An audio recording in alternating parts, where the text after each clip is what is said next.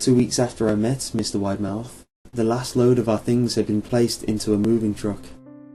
I would be in the cab of that truck, sitting next to my father for the long drive to Pennsylvania. I considered telling Mr Widemouth that I would be leaving, but even at 5 years old, I was beginning to suspect that perhaps the creature's intentions were not to my benefit, despite what he said otherwise. For this reason, I decided to keep my departure a secret. My father and I were in the truck at 4 AM. He was hoping to make it to Pennsylvania by lunchtime tomorrow with the help of an endless supply of coffee and a 6-pack of energy drinks.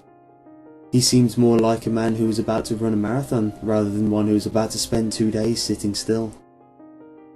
"Early enough for you?" my father asked me with a hint of sympathy. I nodded and placed my head against the window, hoping for some sleep before the sun came up. I felt my father's hand on my shoulder. "This is the last move, son. I promise.